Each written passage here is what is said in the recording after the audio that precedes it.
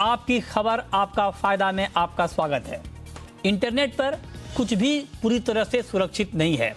Hackers ने PM Modi के Twitter handle में सेंध लगाकर साबित कर दिया कि वो किसी का भी अकाउंट हैक कर सकते हैं। ऐसे में कंप्यूटर और मोबाइल में पड़ी पर्सनल और सेंसिटिव इंफॉर्मेशन को लेकर बेहद सतर्क रहने की जरूरत है। हैकर्स कभी भी आपके कंप्यूटर, ईमेल, सोशल मीडिया के अकाउंट में सेंधमारी कर सकते हैं। ऐसे में सिस्टम को फुल प्रूफ रखना एक बड़ी चुनौती बनती जा रही है। आज हम इसी मुद्दे पर चर्चा करेंगे और ये जानने की कोशिश करेंगे कि तमाम सुरक्षा इंतजामों के बावजूद आखिर वीआईपी अकाउंट भी कैसे हैक हो जाते हैं, ये हैकिंग होती कैसे है और इससे हम आप कैसे बच सकते हैं, इसी पर हम चर्चा करेंगे। और चर्चा के लिए हमारे साथ मेहमानों का एक खास पैनल जुड़ा है। हमारे साथ हैं अमित दुबे साहब, जो कि साइबर सिक्योरिटी एक्सपर्ट हैं। हमारे साथ हैं सचिन डेडिया, एथिकल हैकर, और साथ ही राहुल त्यागी हैं, को फाउंडर सेफ सिक्योरिटी के। आप तीनों का बहुत बहुत स्वागत है।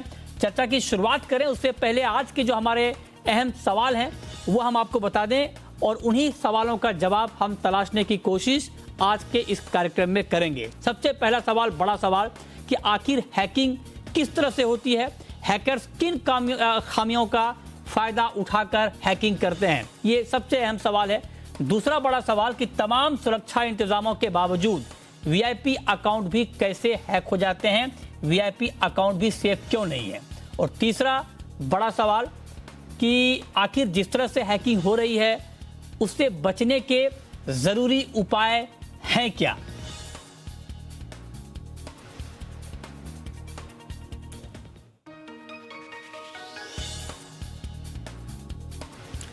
लेकिन चर्चा शुरू करने से पहले देखिए ये खास रिपोर्ट।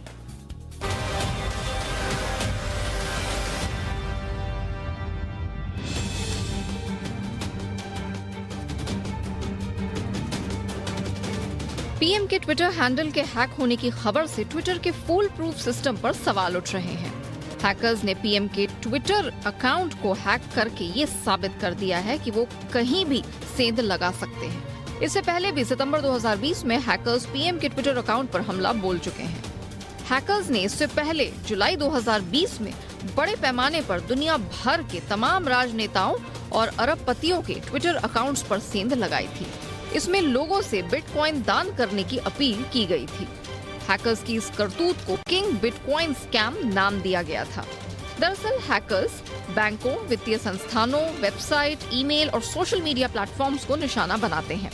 ये हमारे फुल प्रूफ सिस्टम में सेंध लगाकर न केवल सेंसिटिव इंफॉर्मेशन चोरी कर लेते हैं बल्कि हमें ब्लैकमेल करने का भी काम करते हैं।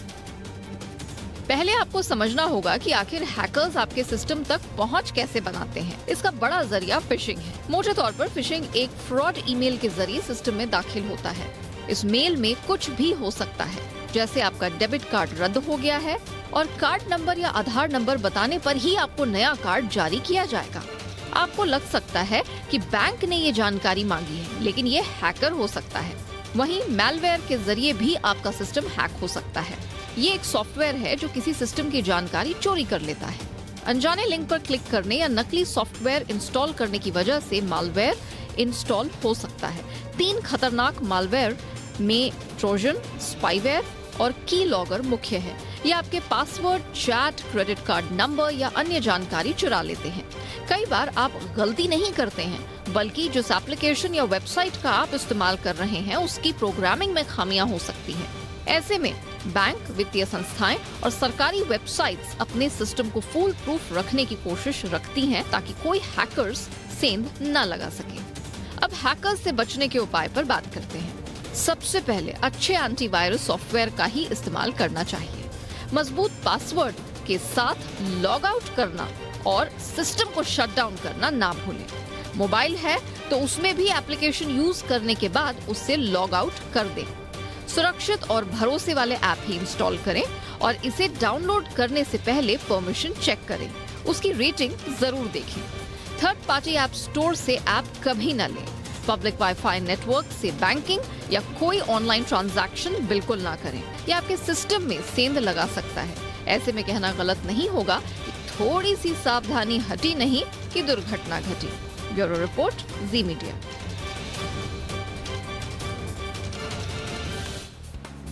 और चलिए अब चर्चा की शुरुआत करते हैं। और अमित दुबे जी, सबसे पहला सवाल सर आपसे ही होगा मेरा, चूंकि इसको लेकर के बहुत ज्यादा चर्चा हो रही है। अब पीएम का अकाउंट तक सेफ नहीं है, ट्विटर अकाउंट, तो आप सोचिए कि आम आदमी का कितना सेफ होगा। तो पहला सवाल यही कि ऐसा नहीं कि ये पहली घटना है, इससे पहले अमेरिकी राष्ट्रपति बाइडेन का अकाउंट हैक हो चुका है, ओबामा का हैक हो चुका है, बड़े बड़े लोगों का हैक हो चुका है। तो आप जरा बताएं कि क्या इस तरह की हैकिंग होने के बाद क्या ये समझा जाए कि हैकर्स बहुत स्मार्ट हो गए हैं, या ट्विटर का सिस्टम कुछ कमजोर पड़ गया है? क्या वजह मानते हैं आप इस हाई प्रोफाइल अकाउंट के भी हैकिंग की?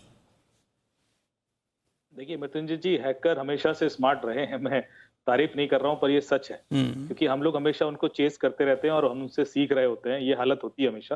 तो इसमें कहने में मुझे कोई संकोच नहीं है। जब पिछली बार भी ट्विटर हैक हुआ और लगातार हुआ, अभी 4-5 बार आपने लगातार देखा होगा, पिछले 6-8 महीने में खबरें आई। 2020 में जब ये सारे प्रोमिनेंट लोगों के अकाउंट से ट्वीट होने लगे और वो केस एक हफ्ते में सॉल्व भी हुआ, और जो लड़का पकड़ा गया वो 17 साल का लड़का था, नीमा फजेली करके, फ्लोरिडा से। 17, 19 साल और 21 साल, 3 लड़के थे।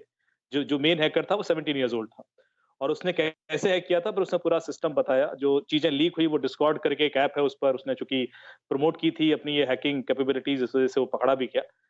जो हम समझना चाहते हैं इस पूरे मुद्दे को लेकर, क्योंकि ट्विटर जैसा भी सिस्टम हैक होता है जिसका कि जो सिक्योरिटी का जो बजट है वो काफी ज्यादा होता है, millions and billions of dollars में होता है। उसके बाद यदि वो इस तरह की हैकर जो कि 17 साल और 19 साल के हैकर है वो हैक कर लेते हैं, तो ये बड़ा सीरियस मुद्दा है।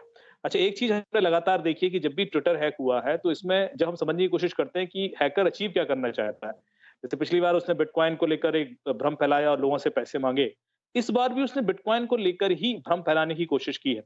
हालांकि इस जो मोदी जी के अकाउंट से ट्वीट हुआ है उससे कोई बहुत ज्यादा अचीवमेंट उसको मिल नहीं सकता था, क्योंकि उसने ऐसा कुछ पैसे वैसे नहीं मांगे थे, लेकिन एक भ्रम जरूर फैलाने की कोशिश की गई थी। तो जो ये ग्रुप है जो ये हैक कर रहे हैं, इनका कुछ ना कुछ बिटकॉइन से लेना देना जरूर है, ये तो समझ में आता है। लेकिन ट्विटर हैक हो या जीमेल के पासवर्ड हैक हो जाए या सोशल मीडिया के पासवर्ड निकल जाते हैं, इसमें जो एंड यूजर साइड से गलतियां होती है वो हम थोड़ा बता सकते हैं, क्योंकि ये जो हैक है ये बड़े हाई एंड हैक हैं। इसमें ये जो बात आप कह रहे हैं अमित जी, उस पर मैं आऊंगा कि हमें अपने लेवल पर क्या सावधानी बरतनी चाहिए। लेकिन मेरा एक इसी में जो सवाल मैंने आपसे पूछा उसमें एक थोड़ा सा सर स्पेसिफिक सवाल ये है कि क्या ट्विटर का जो सिक्योरिटी का सिस्टम है वो बहुत मजबूत है, या उस पर अभी और काम करने की जरूरत है? देखिए, सिक्योरिटी सिस्टम जितना भी, जो यदि आप उनके सीईओ से पूछोगे तो वो कहेगा हमारा तो बेस्ट है, कोई हैक नहीं कर सकता। आप किसी भी बैंक के सीईओ से पूछ लीजिए या किसी भी आईटी कंपनी के सीईओ से, उनके पूछ रहा हूं हिसाब सर से वो अपना बेस्ट जो प्रोविजन है वो यूज करके चलते हैं, लेकिन उसके बावजूद हैक तो होते ही हैं। तो इसलिए जो आपने पहले बात कही थी कि हैकर स्मार्ट हो गए हैं, ये तय है, ये सही बात है। क्योंकि चाहे सॉफ्ट बैंक हैक हो या कॉग्निजेंट हैक हो जाए या जो भी बड़े बड़े सिक्योरिटी कंपनीज हैं जो सिक्योरिटी दूसरों को देती हैं, वो कंपनी हैक हो जाती है। तो आप सोलर विंड करके भी आपने हैक सुना होगा, तो ये सारी कंपनीज वो हैं जो सिक्योरिटी देती है दूसरों को, वो उनके सिस्टम जब हैक होते हैं तो आप मान के चलिए कि हैकर्स हमेशा 2 कदम आगे हैं। तो आप कह रहे हैं कि हैकर्स 2 कदम आगे हैं। अब सचिन जी, क्योंकि जब हम हैकिंग की बात कर रहे हैं तो जो हमारे दर्शक हैं वो इस वक्त ये भी जानना चाह रहे हैं कि आखिर ये हैकिंग किस तरह से की जाती है, पूरा जो प्रोसेस होता है ये हैकिंग का, ये कैसे होता है सर? इसको जरा अगर आप आसान भाषा में हमारे दर्शकों को समझा पाएं ताकि हम लोग ये समझ पाएं कि हैकिंग का पूरा प्रोसेस कैसे इनिशिएट होता है और कैसे इसको अंजाम दिया जाता है। जी, देखिए मैं अभी इसी का एग्जांपल लूंगा।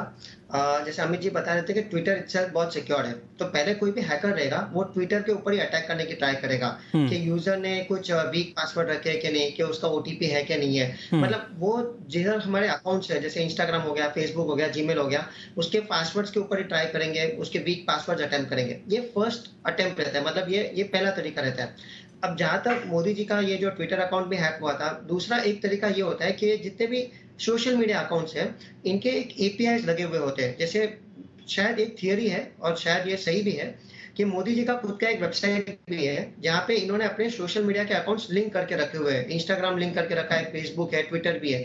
तो आप उनकी वेबसाइट के ऊपर से भी ट्वीट डालोगे तो वो उनके ट्विटर अकाउंट के ऊपर रिफ्लेक्ट होती है। मतलब उन्होंने एक एपीआई जो बोलते हैं हम लोग, जो बहुत प्रोमिनेंट है, जो फेच करते हैं डेटा को। तो हुआ क्या है कि शायद ऐसे भी केसेस होते हैं कि हैकर्स लोगों ने ट्विटर अकाउंट को ना हैक करते, उनकी वेबसाइट के ऊपर अटैक किया होगा, क्योंकि वेबसाइट वीक है, और अगर वेबसाइट कॉम्प्रोमाइज हो जाती है तो उसके थ्रू उनके सोशल मीडिया के ऊपर भी हम लोग पोस्ट कर सकते हैं। यही हुआ था शायद पिछले जो जुलाई 2020 में भी हुआ था, वही एक सिनेरियोस ऐसे हो सकता है। तो मतलब हैकर्स लोग के पास ऑप्शंस बहुत होते हैं, क्योंकि हमने क्या किया है कि हमने सारा स्प्रेड करके रखा हुआ है। मतलब हमारा सोशल मीडिया जो है, हम वेबसाइट्स के ऊपर भी डालते हैं, हम हमारे मोबाइल्स के ऊपर भी है, हम लॉगिन्स भी करते हैं। तो हैकर के लिए वो एंट्री पॉइंट्स वो देखते हैं कि क्या सोशल मीडिया वीक है, उनके पासवर्ड्स वीक है। अगर वो नहीं है तो उनके डिवाइसेस को कॉम्प्रोमाइज करेंगे, मतलब मोबाइल्स को या लैपटॉप्स को या डिवाइसेस को। अगर वो भी नहीं है तो उन्होंने ये एपीआई जो है वो कहाँ पे डाल के रखी है, वेबसाइट्स के ऊपर डाल के रखी है, कोई ब्लॉग्स के ऊपर डाल के रखी है, वहां पे कोई लिंक्स डाल के रखी है, तो उनके थ्रू वो एक्सेस करने की ट्राई करेंगे। मतलब हम जितने सोशल मीडिया के ऊपर हम जहां जहां पे हमारी पब्लिसिटी करना चाहते हैं, जहां जहां पे हमारे लिंक्स जा रहे हैं, उतने विंडोज, उतने खिड़की, उतने दरवाजे खोल रहे हैं हैकर्स को वहां से हमारे सोशल मीडिया के अंदर एंट्री करने के लिए। ये बहुत बहुत आपने काम की बात बताई है कि कहां कहां पर चूक होती है जिसकी वजह से अकाउंट हैक हो जाते हैं। तो अब सवाल राहुल जी आपसे है कि अब जरा आप ये बताएं कि क्योंकि एक आम जो यूजर है वो बहुत ज़्यादा टेक्नोक्रेट होता नहीं है, उनको उतनी समझ नहीं होती है कि कहाँ पर एपीआई है, कहाँ पर कैसे सेव किया जाए। तो अगर कुछ टिप्स आप ये देना चाहें कि एक सोशल मीडिया यूज़र के लिए क्या ज़रूरी है, अगर हम ट्विटर यूज़ कर रहे हैं, फेसबुक यूज़ कर रहे हैं, इंस्टाग्राम यूज़ कर रहे हैं, तो हमें अपने लेवल पे क्या सतर्कता, क्या अलर्टनेस रखनी चाहिए ताकि हमारा अकाउंट हैक ना हो, सेफ रहे। देखिए, सबसे पहले यूजर्स को ये समझना पड़ेगा, अगर हम इस पूरे इंसिडेंट को देखें और पीछे भी जब बराक ओबामा, इलियन मस्क और जेफ बेजोस जैसे बड़े लोगों के अकाउंट हैक हुए तो उसमें कोई रॉकेट साइंस नहीं थी कि पूरे के पूरे ट्विटर के सर्वर ही ब्रीच कर लिए गए अंदर तक।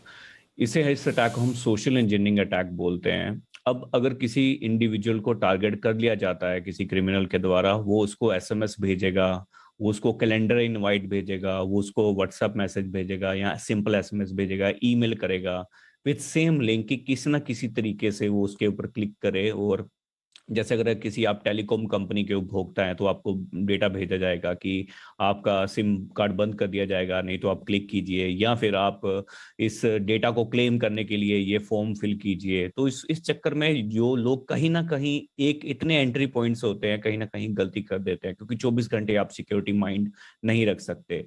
और ट्विटर ही नहीं, बाकी सोशल मीडिया के लिए भी आई थिंक कंपनियों ने अच्छे स्टेप्स लिए हैं। और खासकर ट्विटर की अगर हम बात करूं, because most of the politician और वीवीआईपी लोग ट्विटर को ज्यादा यूज करते हैं, तो सबसे पहले जो आपको चीज करनी पड़ेगी, ट्विटर के अंदर प्राइवेसी और सेटिंग एक ऑप्शन है जो मोस्टली यूज लोग विजिट नहीं करते। उनको लगता है कि पासवर्ड एक अच्छा रखने से उनका अकाउंट सिक्योर हो जाता है।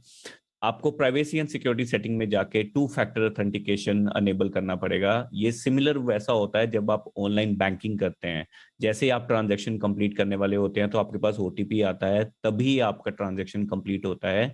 जितनी सोशल मीडिया कंपनीज है सारी यही पे देती हैं।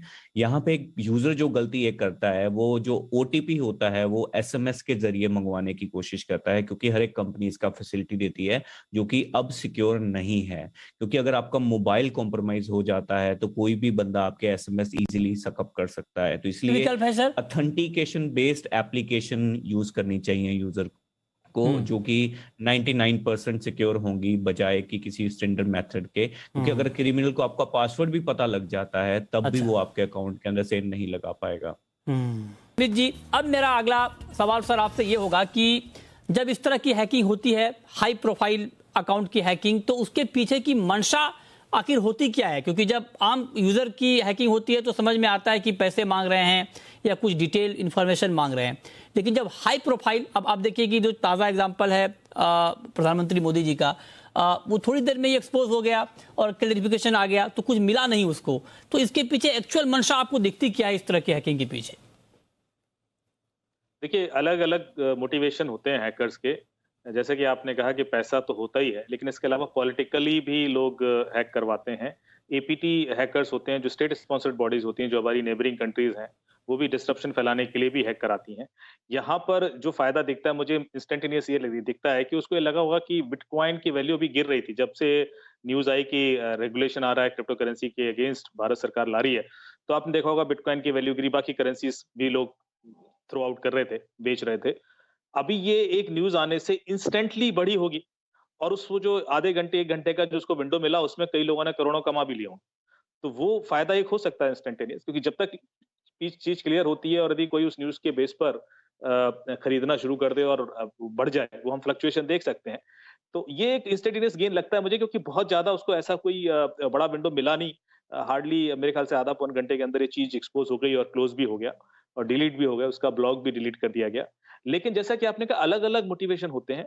स्टेट स्पॉन्सर्ड जो बॉडीज होती हैं करने को, यदि ये मैं मानता हूं कि ये वाला जो हैक हुआ ये कोई स्टेट स्पॉन्सर्ड बॉडीज ने नहीं किया, क्योंकि यदि वो पाकिस्तान, चाइना या टर्की कहीं से होता तो उसका मकसद कुछ और होता और वो कुछ भी ट्वीट करा सकता था, कुछ दंगे भी फैलवा सकता था, वो कुछ डिफेमेटरी भी कर सकता था, ऑब्सीन भी डाल सकता था, कुछ भी कर सकता था। पर उसने ऐसा कुछ नहीं किया है, तो मुझे ऐसा लग नहीं रहा कि ये कोई स्टेट स्पॉन्सर्ड बॉडी है। हाँ, ये शरारत है, छोटी सी एक इंस्टेंट गेन का है, मेरे ख्याल से वो लोग हैं। लेकिन कॉर्पोरेट हैक्स होते हैं, वो पैसे देके कराए जाते हैं, उनके फिर बहुत बड़े रिजल्ट होते हैं, उसमें शेयर मार्केट में ऊपर नीचे आ जाता है। अभी आपने पता होगा कि एक गलत न्यूज आ गई और लोगों के शेयर मार्केट गिर गए, और जब तक वो क्लेरिफिकेशन देते रहे पता पड़ा वो ठीक बात है, पैसा कई सारा लॉस हो गया और हजारों करोड़। तो वैसा होता है, उस तरीके से भी होते हैं। ठीक है, ये सवाल पूछने का मकसद यही था कि तह में हम जा पाए और ये जान पाए कि आखिर इसके पीछे की मंशा होती क्या है। लेकिन अब सचिन जी एक बात बताएं सर, कि ये जो ब्लू टिक वाला फॉर्मूला है सर, क्या ब्लू टिक अकाउंट ज्यादा सेफ होता है क्या compare to non blue tick account? इसको लेकर कुछ गणित है क्या ट्विटर का?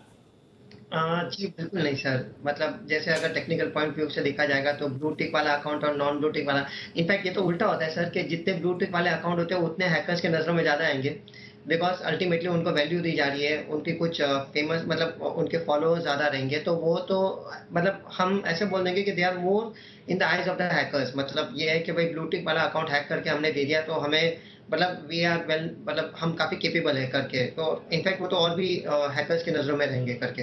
But blue tick non blue टिक वाले अकाउंट से मतलब from A security point of view sir, पीछे बैकग्राउंड में तो वो यूजर को ही अपनी सिक्योरिटी देखनी होती है। हाँ, मतलब उससे मतलब ब्लू टिक का सेफ्टी से कोई लेना देना नहीं है। ठीक बात है। अब आखिरी सवाल राहुल त्यागी जी आपसे ये, कि जो बड़े लोग होते हैं जिनके पास वक्त की कमी होती है, उनका सोशल मीडिया अकाउंट कोई और मैनेज करता है, तो अब चूंकि वहां पर भी रिस्क रहता है कि आप किसी और को मैनेज करने दे रहे हैं, तो जब मैं किसी को मैनेज करने दूं अपना अकाउंट, तो क्या मेरे लेवल पर कुछ एक्स्ट्रा प्रिकॉशन होने चाहिए क्या, कि मैं उतनी बात ही बताऊं उनको या उतना इन्फॉर्मेशन ही शेयर करूं ताकि अगर वो कल चला जाए छोड़ के, या अगर वो अपने लेवल पे हैक करना चाहे तो ना कर पाए? जी बिल्कुल। एक तो मैं पहले आपके पहले क्वेश्चन का आंसर देना चाहूंगा जो सचिन ने अभी ऐड किया है। सो ब्लू टिक वालों को कोई भी एक्स्ट्रा ऐसा प्रिकॉशंस या सिक्योरिटी नहीं देता ट्विटर। मेरा ब्लू टिक है, but I don't think so मुझे किसी ट्विटर वाले ने कभी फॉलो किया होगा और बताया होगा कि ये हम एक्स्ट्रा सिक्योरिटी दे रहे हैं। डेफिनेटली आपकी सिक्योरिटी आपके हाथ में ही है। अब आते हैं दूसरे क्वेश्चन की तरफ, आपके जो पूछा, डेफिनेटली जितने भी ये जो हाई प्रोफाइल लोग होते हैं, हर एक का पर्सनल असिस्टेंट होता है, और जितने भी मेजोरिटी ऑफ सोशल मीडिया जो यूज करते हैं, इलन मस्क वगैरह को छोड़ के, वो उनके जो हैंडल्स होते हैं वो उनके ऑफिशियल्स यूज करते हैं। और क्या वो इंडिविजुअल जो उनका हैंडल यूज कर रहा है, क्या वो साइबर अवेयरनेस के अकॉर्डिंग उसको प्रिकॉशंस या जो भी सेटिंग्स वगैरह हैं, क्या वो उसको अडेयर करता है? जो हार्डनिंग जिसे हम बोलते हैं उनके स्मार्ट डिवाइसेस की या उनकी सोशल मीडिया की सेटिंग की, उसकी नॉलेज कितनी है? तो आई थिंक हमें एक बार ये जरूर जानना चाहिए कि जो आपका हैंडल कर रहा है जो सोशल मीडिया अकाउंट, टेक्निकली वो कितना कैपेबल है, उसकी बैकग्राउंड क्या है, और क्या उसको एक प्रॉपर ट्रेनिंग दी गई है कि नहीं दी गई। हम जैसे बहुत सारे वीवीआईपीज का ओवरऑल 360 डिग्री सिक्योरिटी करते हैं पिछले 2 साल से, एक छोटा सा सर्विस जिसके अंदर हमने ये नोटिस किया कि मेजोरिटी ऑफ जितने भी बड़े लोग हैं, बिजनेसमैन हैं चाहे जो भी हैं, वो उनके पर्सनल असिस्टेंट यूज करते हैं, उनका ट्रेनिंग होता है। और अप टू आवर सरप्राइज हमने देखा कि technically they are not up to that mark. और आई थिंक एक 17 साल का बच्चा भी उनको फोन करके या उनको ईमेल करके ट्रिक कर सकता है। और ये वो लोग हैं जो सबसे सेंसिटिव इन्फॉर्मेशन कैरी करते हैं इतने हाई प्रोफाइल लोगों की। जी, बहुत शुक्रिया राहुल त्यागी जी आपका, सचिन जी आपका, और अमित दुबे जी आपका हमारे साथ इस खास चर्चा में शामिल होने के लिए और बताने के लिए कि इस तरह के हैकिंग से आप और हम कैसे बच सकते हैं।